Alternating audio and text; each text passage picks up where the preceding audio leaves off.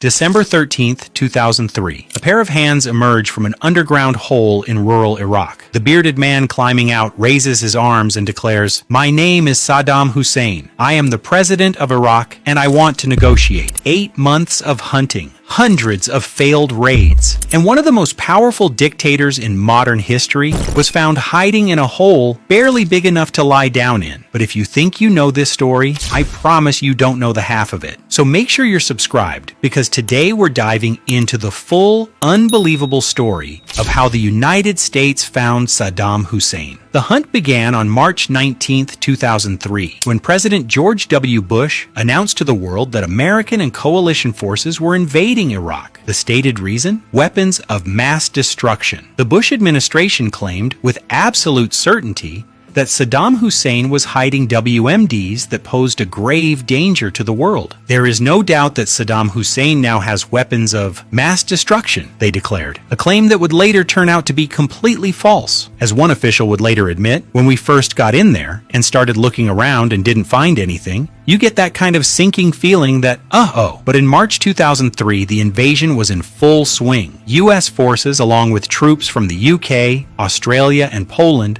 swept across Iraq with stunning speed. The Iraqi military, once considered formidable, crumbled. Within just 3 weeks, coalition tanks rolled into Baghdad itself. The capital had fallen, the regime was toppled, but Saddam Hussein himself had vanished. In a public square in central Baghdad, American soldiers and Iraqi civilians gathered around a massive statue of Saddam. In a moment that would be broadcast around the world, U.S. troops climbed the statue and draped an American flag over Saddam's face. Almost immediately, they realized their mistake. The Iraqi citizens who had gathered weren't celebrating American conquest. They wanted liberation, not occupation. The soldiers quickly replaced the American flag with an Iraqi one, and the statue came crashing down. Saddam's image was destroyed, but the man himself remained at large. Finding him became the top priority for the U.S. military, and to help soldiers identify high-value targets, the military created something unusual, a deck of playing cards featuring the 52 most wanted members of Saddam's regime. The idea was brilliant in its simplicity. Soldiers played cards during downtime, so they'd constantly be studying the faces of their targets. And at the very top of that deck, the ace of spades, was Saddam Hussein himself. Just below him were his 2 sons, Uday and Qusay. Months passed. Spring turned to summer in the scorching Iraqi heat. Raids were conducted almost daily, but none led to Saddam. Intelligence suggested he never stayed in one place for more than a few hours, constantly moving, probably by car. To incentivize informants, the U.S. placed a $15 million bounty on each of his sons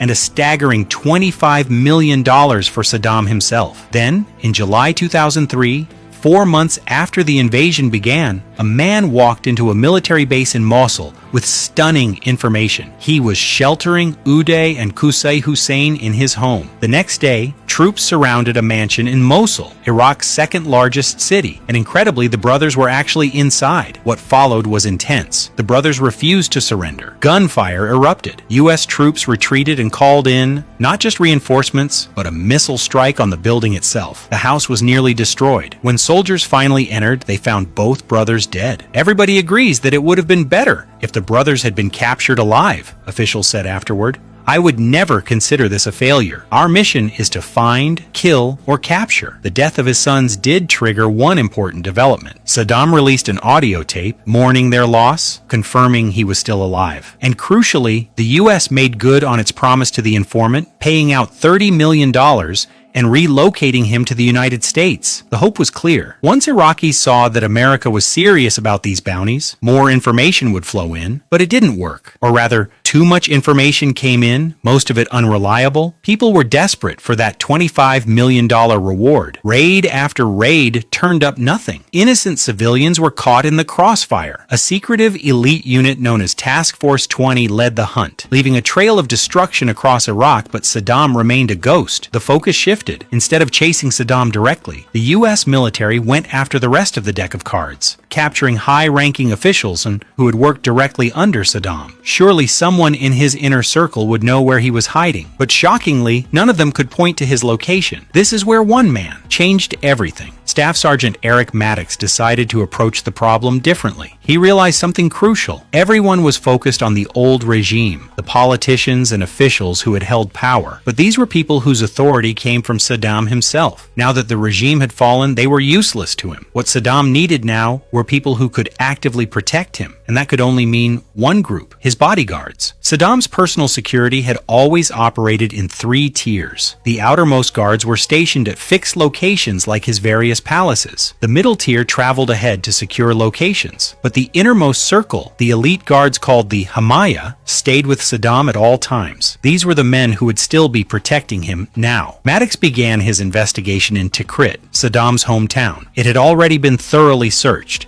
and most believed Saddam wouldn't hide there, but Tikrit was home to the Al-Maslid family, and most of Saddam's elite bodyguards came from exactly this clan. As Maddox conducted interrogations, one name kept appearing: Muhammad Ibrahim Omar al-Muslid. The more Maddox learned, the more convinced he became. Muhammad Ibrahim wasn't just one of Saddam's most trusted bodyguards. He appeared to be running the entire insurgency against U.S. forces. He had lieutenants coordinating attacks across Iraq. He was funneling money to the resistance. If anyone knew where Saddam was hiding, it was Muhammad Ibrahim. But finding him wouldn't be easy. Maddox began methodically working through Muhammad's network. He interrogated Muhammad's nephew, who revealed the names of 2 business associates and Muhammad's driver Basim Latif. Each interrogation led to another name, another connection. Slowly, Maddox was mapping out Muhammad's movements and network. Eventually, this led them to Muhammad's son, Muslid. At first, the young man didn't seem helpful. He wasn't involved in the resistance, but during questioning, he mentioned something that seemed trivial. He used to go fishing with his father at a pond his father owned in Samara. They didn't go anymore, but his father still visited the pond. Maddox's mind flashed back to an earlier interrogation with one of Saddam's former housekeepers. She had mentioned that Saddam loved musguf, a type of grilled fish popular in Iraq. Suddenly, the pieces clicked together. If Muhammad Ibrahim was protecting Saddam, and he owned a fish farm, and Saddam loved fresh fish, this was the connection they needed. U.S. forces raided the fish farm. They found 2 fishermen, but neither was Muhammad. However, one fisherman mentioned he had a cousin who was a lieutenant in the resistance, and this fisherman had an uncle with a house in Baghdad. It was a thin lead, barely a thread, but it was all they had. Think about the chain of connections that led them here. They were about to raid the apartment of an uncle of a fisherman from a place where the suspect's son remembered fishing with his dad. It seemed absurd, but on December 13th, 2003,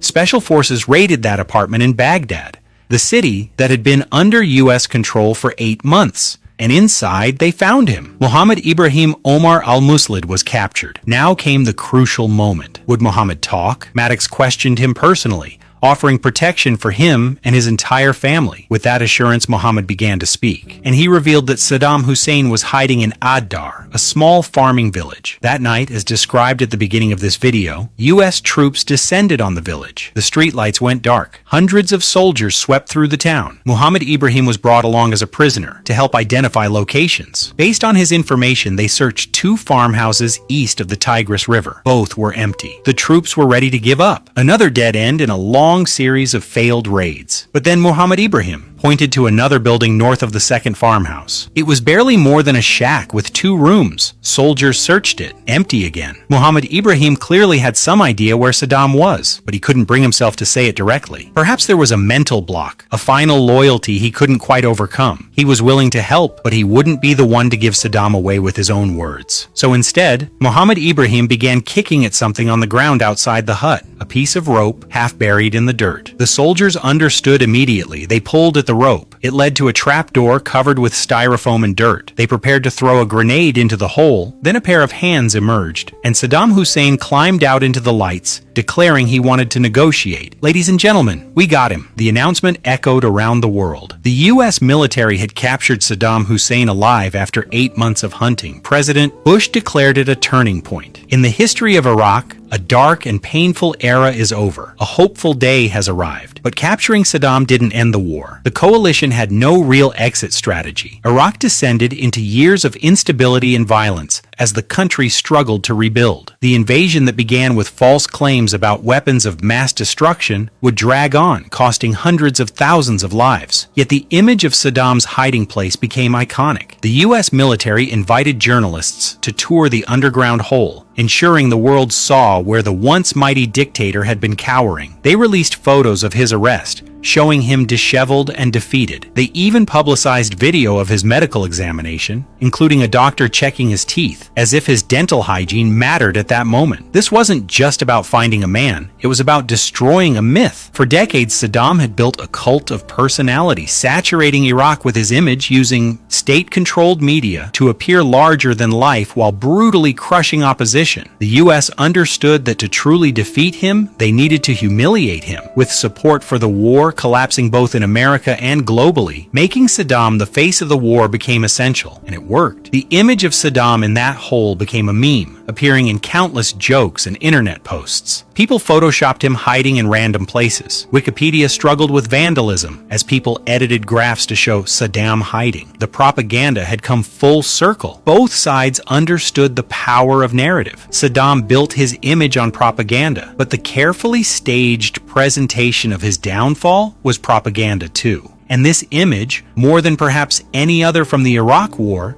is what the world remembers. So here's my question for you. Do you think the way Saddam's capture was publicized was justified given his crimes? Or did it set a dangerous precedent for how we treat prisoners? Let me know in the comments below. And if you found this story as fascinating as I did, make sure you're subscribed for more deep dives into the moments that shaped our world. Thanks for watching.